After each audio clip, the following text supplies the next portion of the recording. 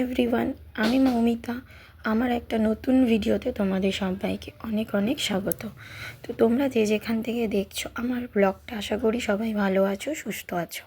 আমি মোটামুটি ভালোই আছি। তো তোমাদের আমি যেদিন ব্লগটা করেছি সেই দিনটা মানে 2-4 দিন আগের করা ব্লগটা, তো শেয়ার করা হয়নি তোমাদের সাথে। তো এখন আমি শেয়ার করছি। দেখো, আমি ব্লগটা শুরু করেছি তখন বিকালবেলা, আর এখন ওই বিকালে মেয়ে যাবে পড়তে, তো মেয়েকে পড়তে নিয়ে যাচ্ছি। আর ব্লগটা করেছিলাম আমি শনিবার।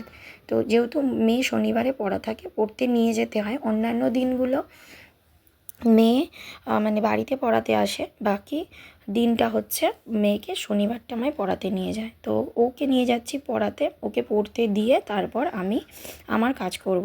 তো আমি কি করব সেটা অবশ্যই তোমরা দেখতে পাবে। আর আমার ব্লগটা তোমাদের প্রথম থেকে শেষ পর্যন্ত দেখার অনুরোধ রইল। ভালো লাগলে একটা লাইক, কমেন্ট, শেয়ার করো।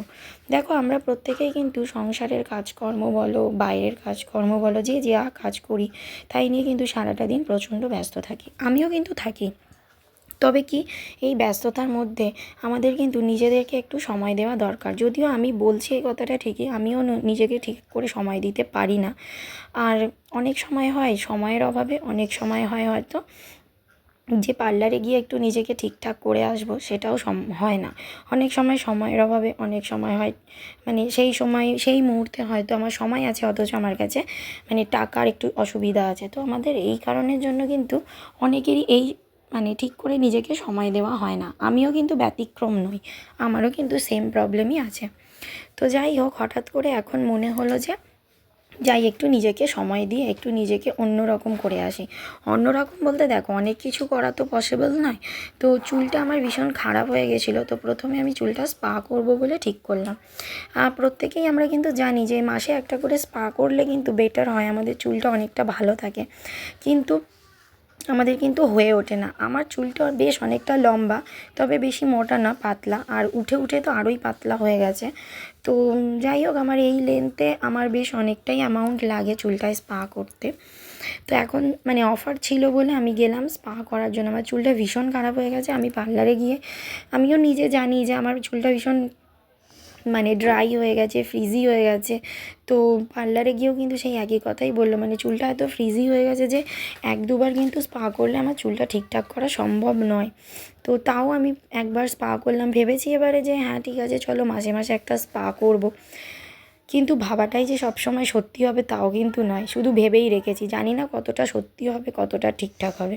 তো আমি আমার পাড়ার মানে আমি আমার বাড়ির কাছাকাছি একজনের কাছে স্পা করতে যাই। আমি বিশাল হাইফাই কোনো দোকানে যাই না স্পা করার জন্য। তো যে করে সে কিন্তু ভালোই করে, আমার কোনো অসুবিধা হয় না। এখানে আমায় মাথার চুলের ক্রিমটা লাগিয়ে দিচ্ছে, আর এদিকে দেখো যে ক্রিম লাগাতে লাগাতে আমি বেশ গল্প শুরু করেছি, গল্পও হচ্ছে। মানে একটা কাজ করতে গিয়ে আর একটা কাজ, মানে গল্প টল্পগুলোও হচ্ছে। আর স্পা করব, স্পায়ের সাথে সাথে একটু ডিটার্ন করারও ইচ্ছা আছে। মানে আমার স্কিনটা একদম ডাল হয়ে গেছে, বললাম না যে ঠিক করে স্কিন কেয়ার করার সময় হয়ে ওঠে না। তো সেই কারণেই ভাবলাম একটা ডিটার্ন করবো, মানে ফেসিয়াল না, শুধু ডিটার্নই করবো। এদিকে আমাকে স্পা করে আমায় পুরো মানে চুলটায় ক্রিম লাগিয়ে দিয়ে আমাকে এবার মেশিনে দিয়ে দিয়েছে। মেশিনটা মাথায় দেওয়ার পরে আমার কিন্তু বেশ গরম গরম লাগছিলো, আমি বারবার মাথাটাকে বের করে নিচ্ছিলাম, তারপরে আবার ঠিকঠাক করে দিল। যাই হোক, বেশ আরামও লাগছিলো, সারা দুপুর ঘুম হয়নি, মনে হচ্ছিলো ঘুম ঘুম পেয়ে যাচ্ছে। এদিকে আমার স্পা মোটামুটি কমপ্লিট হয়ে গেছে, আর তার সাথে সাথে আমাকে এবারে স্পাটা করানোর পরে এবারে আমাকে মানে ডিটানটা লাগিয়ে দিচ্ছে। এরপর ডিটেনটা লাগিয়ে হালকা করে ম্যাসাজ করিয়ে ক্রিম লাগিয়ে ব্যাস আমার এইটুকুনি স্কিন কেয়ার। জানি না, বলে তো এসেছি এর পরের মাসে গিয়েও সেম কিছু করে আসবো, দেখা যাক কতটা করতে পারি। আর পরের মাসে আমার বিয়েবাড়িও আছে, ইচ্ছে তো আছে করার, দেখা যাক আমি কতটা কি করতে পারি না করতে পারি। তো যাই হোক, এদিকে আমার মোটামুটি সব কিছুই কমপ্লিট হয়ে গেছে। এবার আমার চুলটা ওয়াশও করানো হবে ক্রিমটা লাগানোর পরে, কি ওয়াশ করিয়ে তারপরে ব্যাস শেষ। এদিকে দেখো আমার ওয়াশ করানো হয়ে গেছে চুল। তো বেশ ভালোই লাগছে চুলটা, যখন স্পাটা করি সেই মুহূর্তে কিন্তু বেশ সুন্দর লাগে, আর মুখটাও বেশ অনেকটা পরিষ্কার লাগছে, ভালোই লাগছে। তো চলো তাহলে ব্লগটা আজকে এখানেই শেষ করি। আর তোমাদের সবাইকেই আমি বলি, যদি একটু সময় পাও নিজেকে একটু সময় দাও, আমিও চেষ্টা করবো আমার নিজেকে সময় দেওয়ার। তো যাই হোক, ব্লগটা শেষ করছি। তোমরা সবাই ভালো থেকো, সুস্থ থেকো, আর আমার পাশে থেকো, তোমাদের সাপোর্ট আমার দরকার।